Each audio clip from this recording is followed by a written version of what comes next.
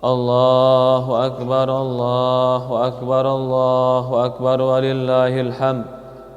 Allahu Akbar kabira, walhamdulillahi katsira, wa subhanallahi bukratan wa asila. La ilaha illallah wahdahu la syarika lah, lahul mulku wa lahul hamdu wa huwa ala kulli syai'in qadir. Innal hamdalillah nahmaduhu wa nasta'inuhu wa nastaghfiruh ونعوذ بالله من شرور أنفسنا ومن سيئات أعمالنا من يهد الله فلا مضل له ومن يضلل فلا هادي له أشهد أن لا إله إلا الله وحده لا شريك له وأشهد أن محمد عبده ورسوله لا نبي بعد قال الله تعالى في كتابه الكريم يا أيها الذين آمنوا اتقوا الله حق تقاته فلا تموتن إلا وأنتم مسلمون وقال الله سبحانه وتعالى يا أيها الذين آمنوا اتقوا الله وقولوا قولا سديدا يصلح لكم أعمالكم ويغفر لكم ذنوبكم ومن يطع الله ورسوله فقد فاز فوزا عظيما فإن أصدق الحديث كتاب الله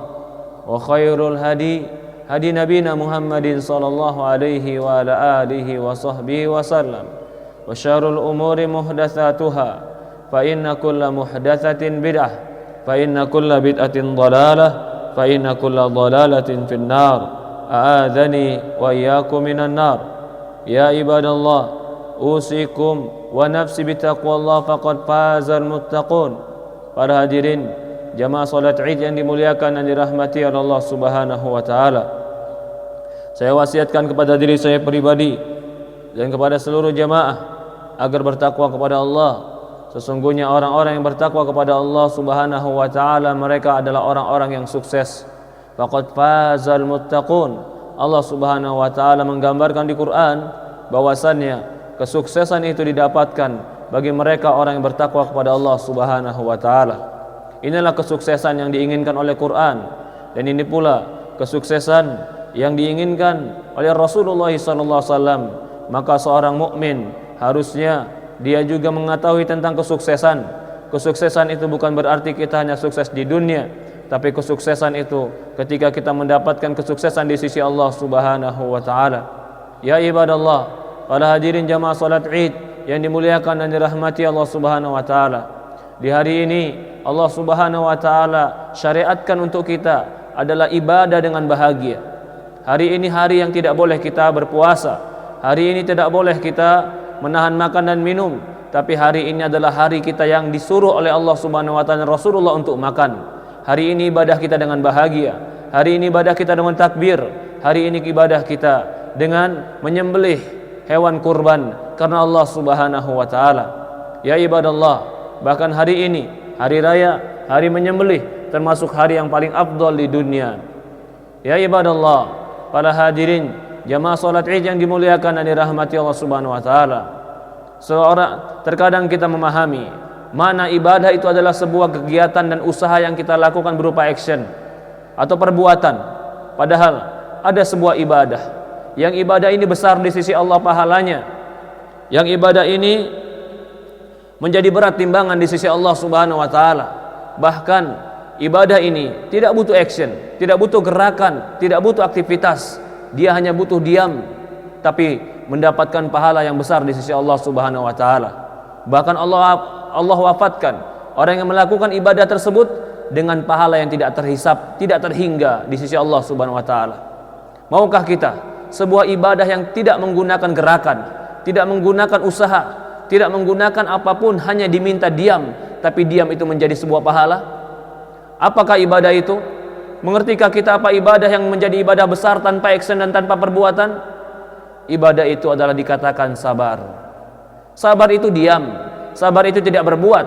Sabar itu adalah menahan diri. Sabar itu adalah kita tidak melakukan apa-apa. Itulah orang sabar. Dan ini termasuk salah satu sabar dan definisi sabar.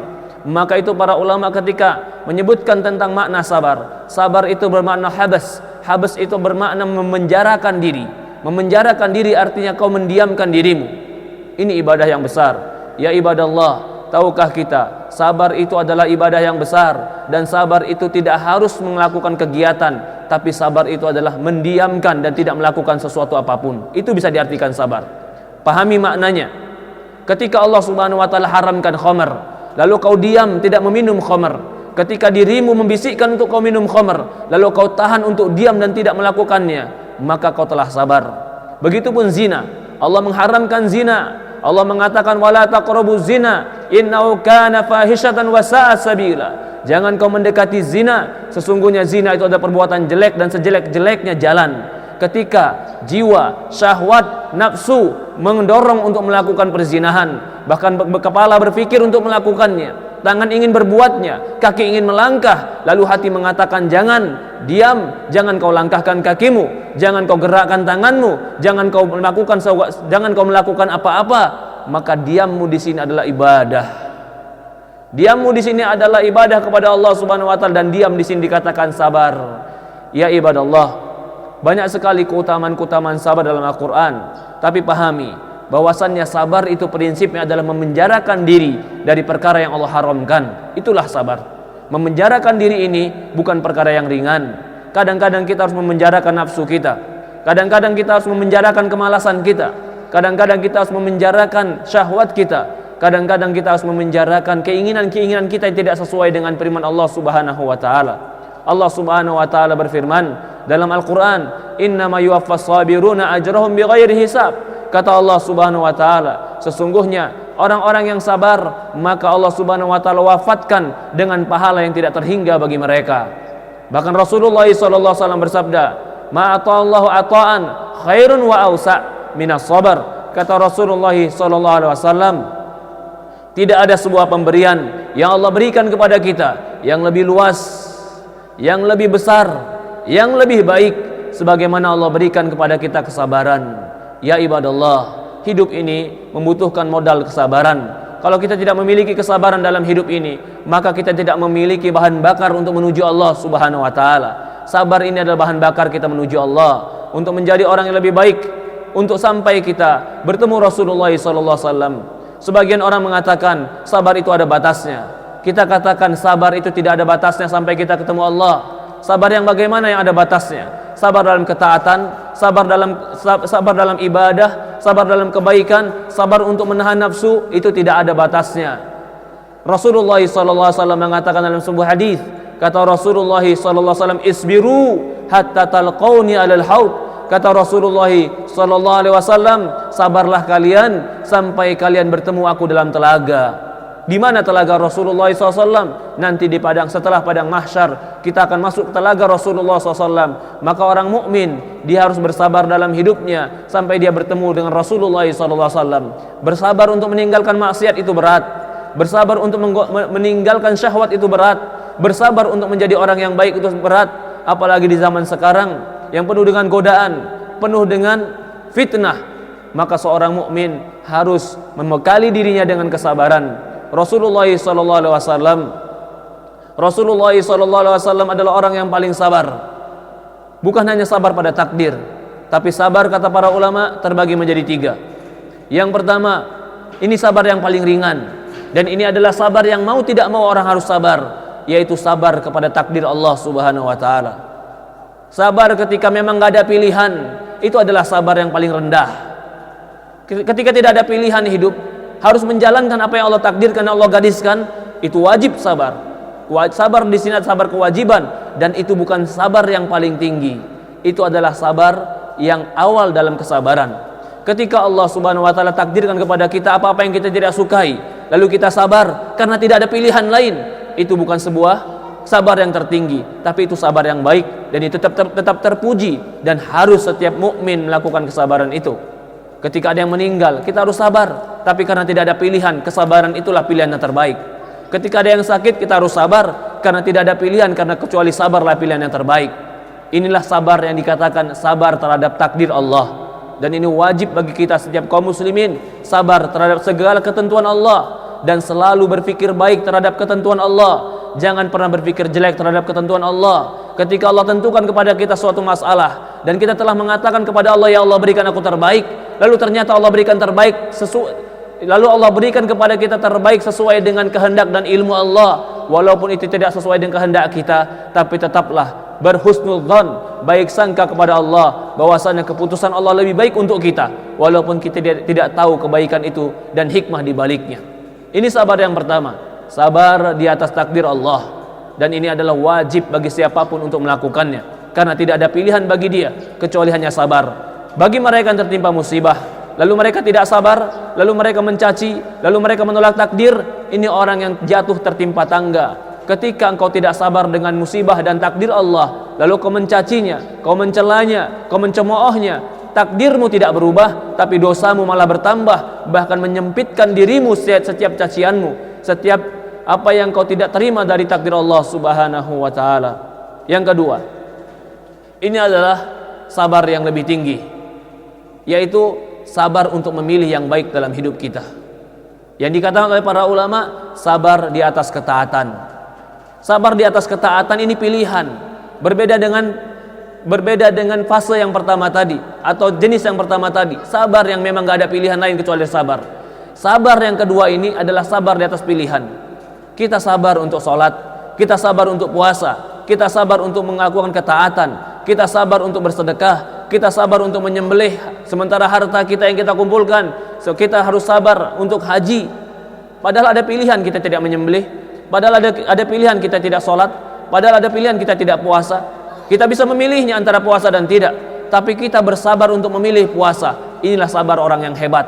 Dia bisa memilih kesabaran di atas ketaatan, sementara ada dua pilihan di hadapannya. Berbeda dengan kesabaran yang pertama, dia memilih kesabaran karena memang tidak ada jalan baginya kecuali harus sabar. Maka kesabaran yang kedua ini, inilah kesabaran orang-orang soleh.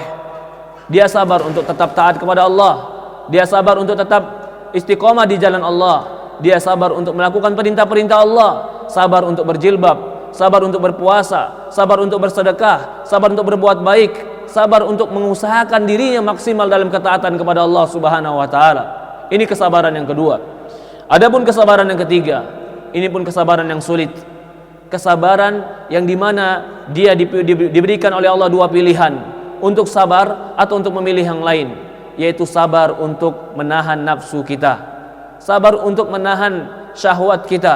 Semua manusia punya syahwat, punya nafsu, punya keinginan. Terkadang keinginan itu bertentangan dengan Allah dan Rasulnya. Terkadang mata kita ingin dihibur dengan sesuatu yang haram, atau telinga kita ingin dihibur dengan yang haram, atau mungkin diri kita, syahwat kita ingin dihibur dengan yang haram. Tapi ketika kita tahu Allah tidak meridhoinya, lalu kita memenjarakan diri kita, lalu disitulah kalimat sabar yang sebenarnya, sabar meninggalkan yang haram. Inilah yang dilakukan oleh Yusuf alaihissalam. Bagaimana Nabi Yusuf alaihissalam melakukan kesabaran ini ketika dia difitnah atau diuji dengan wanita yang cantik yang mengajak dia untuk melakukan hubungan yang Allah Subhanahu wa taala larang. Apa yang dikatakan oleh Yusuf alaihissalam? Fasabrun jamil. Kesabaran itu indah. Kesabaran itu indah. Kesabaran apa yang dialami oleh Yusuf? Kesabaran seorang pemuda yang memiliki jiwa yang kokoh, lalu dia memenjarakan dirinya untuk di atas ketaatan kepada Allah Subhanahu wa taala. Ya ibadallah, ketahuilah, sabar itu bukan hanya ketika kita menahan marah lalu kita katakan saya sabar. Ketika kau tahan marahmu tapi kau tidak sholat, kau tidak sabar, karena kau tidak melakukan perintah Allah Subhanahu wa taala dan tidak menjalankan perintah Allah.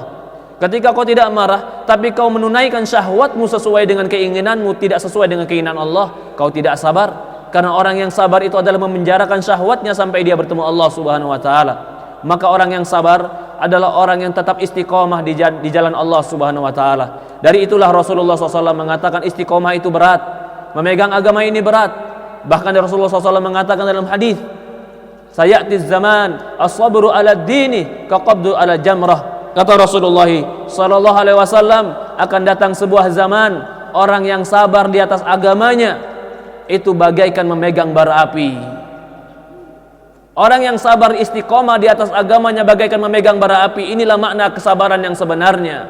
Bukan kesabaran yang sebenarnya itu hanya menahan marah. Menahan marah itu bagian dari kesabaran, tetapi kesabaran yang tertinggi adalah bersabar untuk istiqomah di atas agama Allah Subhanahu wa taala. Ya ibadallah, para hadirin jamaah salat Id yang dimuliakan dan dirahmati Allah Subhanahu wa taala, maka kita tidak pernah berhenti berjuang, kita tidak pernah berhenti untuk sabar sampai kita bertemu Rasulullah sallallahu alaihi wasallam. Allah Subhanahu wa taala mengatakan, alladzina jahadu fina lanahdiyannahum subulana. Kata Allah Subhanahu wa taala, orang-orang yang bersungguh-sungguh memerangi diri mereka, bersungguh-sungguh untuk terus di atas jalan agama kami, lanahdiyannahum subulana, kami akan berikan mereka hidayah, petunjuk kepada agama kami dan jalan-jalan kami.